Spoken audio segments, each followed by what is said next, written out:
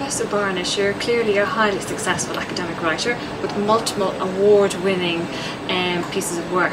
What was your most rewarding piece of work and why? It's a good question and a difficult one. I'm tempted to say my very last book, if only because that's fresh in my mind. My latest book is called Imagining the University, and I'm trying to reach out to people who are interested in the idea of the university all over the world. But I try to do that with all of my books. I try and write for audiences across the world. Looking back, I'm particularly proud of my very first book. It was a book version of my PhD, and immodestly I might say that it actually won a national prize, my very first book, and so I'm very proud of that, and it is still being read. It was recently translated into Chinese, and I did a foreword for it recently. It came out in 1990 originally, and occasionally one sees references to it. So, but really I'm proud of it, dare I say, of each one of my books.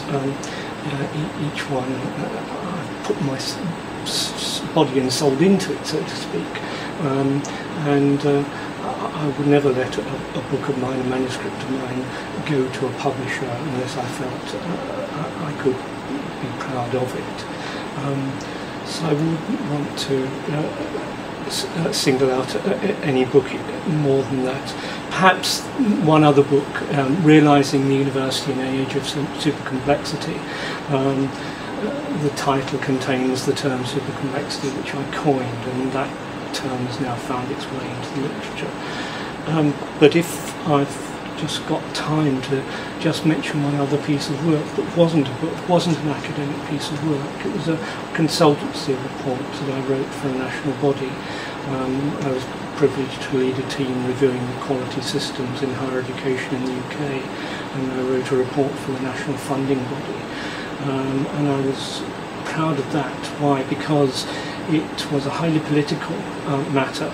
There was even a question in the House of Lords about Dr. Barnett's report and whether it would be released by the Funding Council. So I had the tricky job of writing a text that the Funding Council felt comfortable with, such that they would release it into the public domain. And that was possibly the most demanding piece of text I've ever written, because of the political situation, because I was trying to satisfy conflicting audiences and expectations. So different pieces of work I'm happy with and pleased with for different reasons. Thank you. Would you say that the approach to writing a book was really quite different to writing other types of academic text? They overlap, and I think this is one of the challenges in front of academics these days. We need to be able to develop the skills to be able to write different pieces of work. I've just mentioned consultancy report that I wrote, and that will have a particular feel about it.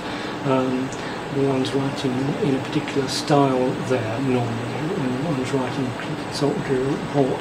But again, if one's writing an academic paper for a journal, you can take different kinds of things for granted under different circumstances, and the challenges of writing a text for different audiences weigh differently in different contexts. What's special about writing a book? What are the particular challenges there? Well, the challenges are that one's trying to reach out to multiple audiences. There's no particular audience that one's trying to reach out to. It varies a little bit, but there are multiple audiences, and someone's got the challenge of writing a text, writing a paragraph, writing a sentence that really can be accessible to multiple audiences, and that I think is quite a difficult skill actually. It's got to be open, it's got to be accessible, but you've got to still have a certain amount of academic rigour. The rules are a little less rigid for books than they are with academic journal papers, but you've got this challenge, as I say, of reaching multiple audiences all around the world who have different levels of understanding, and that's really quite tricky. Okay, thank you. Can you recommend any techniques for getting started on a piece of academic writing and keeping the momentum going? it's very much the kind of advice or techniques one would suggest to, I think, doctoral students. And what would that be? Well, it's first of all having a topic and being clear about the topic. And that's quite hard, actually. So one little device one might use is to, just as with a doctorate thesis and giving oneself the challenge of writing an abstract, right at the outset of trying to write a book, trying to summarise what one might want to say in, say, 150 words on one side of A4. See if you can capture what it is you want to say.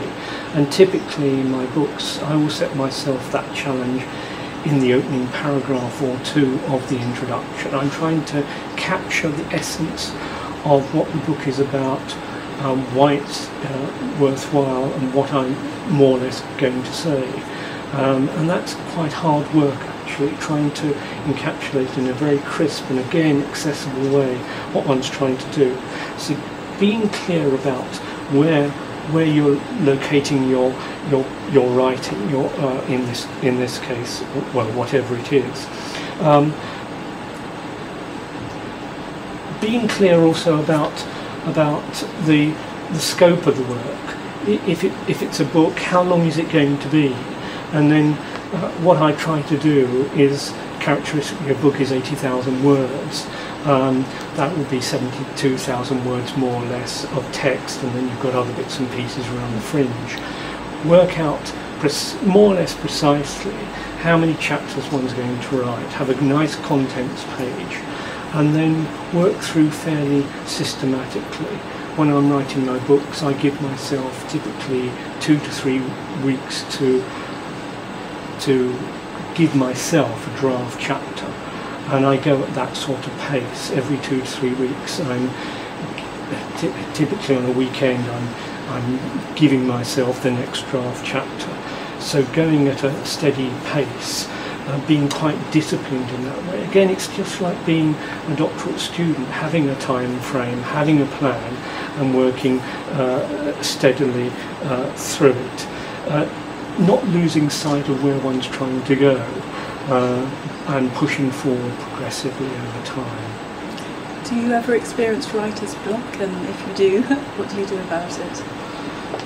I have had writer's block for different reasons. Life is pretty challenging these days, and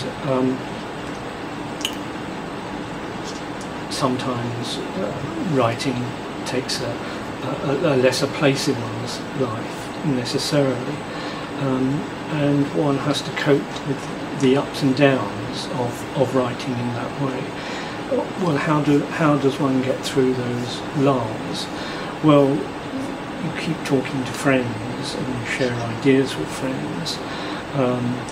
That's an important resource and motivation. But it's not being afraid to take time out. There are other things in life than writing, even if it becomes part of one's own identity.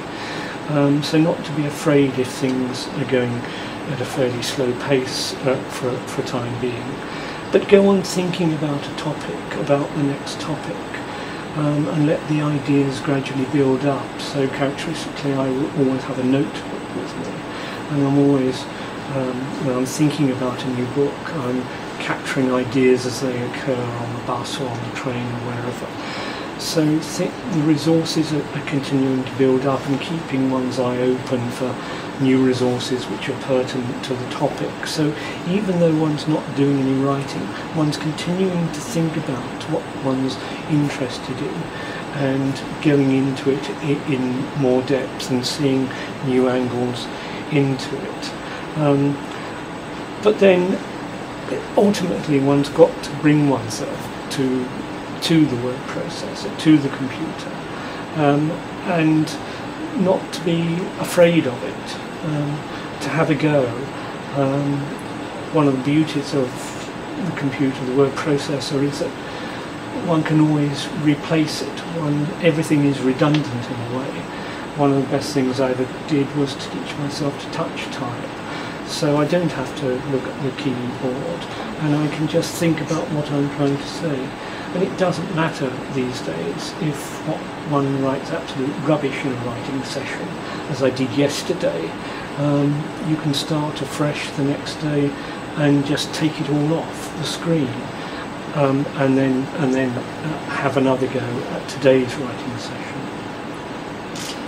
Can I ask you about seeking advice? You said obviously you speak to your colleagues when you have writer's block. Do you seek advice from others before you can start a piece of work, or do you wait until the editorial stage, or how do you seek advice?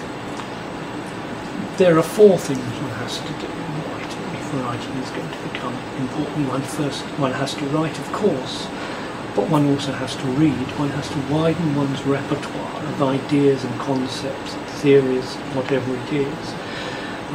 One has to share what one's doing, what one's thinking, share drafts with colleagues, go to seminars, whatever, go to conferences, talk to people, and of course one has to go on thinking. Now, so you've got the 4 things: you've got the thinking, the writing, the reading, and the sharing. It doesn't matter what order you do those in, but they have to go on more or less simultaneously, and they're all feeding into each other. It's not a case of doing the writing and doing the reading and then doing the writing, and there's no logical sequence there. There's no linearity here. They're all going on more or less simultaneously, so one can be sharing one's ideas at any stage. And in fact, what I quite like to do when I'm writing a book is to share some of my ideas with audiences in seminars at quite early stages and get some feedback, and to go on doing that as a book progresses. So there's no particular time at which one does any one of these 4 things. They all have to go on a continuous basis, and then one gets to the more or less the end of the road. You've got a really nice draft of the whole book, and at that point I would try to send it out to 5 or 6 colleagues who I persuaded to kindly read the whole thing and get some feedback from them. And that is also quite a challenging stage in the whole process, getting the feedback from colleagues who are taking the role of being critical friends. However close they are to one and however many years one's known them, it's quite a challenge when you go into their attachments when they come back to you with their comments and seeing what they've said. So you have to go on getting that feedback and not be afraid of it, not be afraid of trying out, working ideas, getting some comments. Very, very important. Thank you.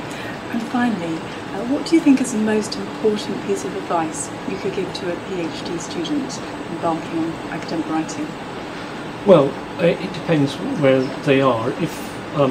Although, as I say, I regard myself in a way as a student, because after all, what is one doing? One's picking up a topic and writing a thesis-length piece of text about it. So the tasks are not all that dissimilar. So what is the advice? Well, I think I've already, in a way, implied it. To really put yourself on the spot and keep pushing yourself, to be clear about what you're trying to say.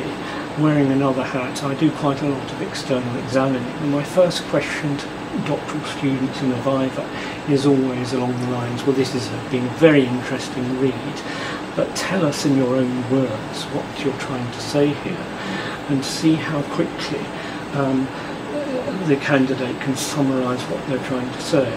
I can summarise each one of my books in 1 sentence, and that's the kind of clarity and precision that one's looking for, but to get to that point actually requires quite a lot of hard work. I say to PhD students, only 3 pages in a PhD thesis that really count. It might be 300 pages long. That's the title page, the abstract page, and the contents page, and they should be telling a story, a clear story, a provocative story, an interesting story. But to get to that point, it may actually take you 4 or 5 years. What are the other things? Having the time frame, being quite clear about when the chapters are going to be drafted. What is the time frame? allowing yourself time for revision. It's clear from what I've been saying that when I'm writing my books, I spend almost as long time on redrafting, reworking and polishing as on the first draft. So steady progress within a definite time frame, being disciplined but not being too anxious about it if things get a bit out of kilter. Things are going to be like that, but you're still making steady progress, and to just see it as part of life and not get too steamed up about it. It's simply a small part of life, making steady progress, seeing your goals. The other things are, I'm very old-fashioned, I like to have a paper copy of what I've done. So every writing session I will just print off the page or so that I've just written on the screen. And why? Because it goes into the file, the lever arch file, and gradually and actually quite quickly that's building up. And that gives one enormous confidence if you can see suddenly, almost suddenly, a quarter, a third is written. That gives you tremendous motivation to keep going. Thank you very much. Thank you. Thank you.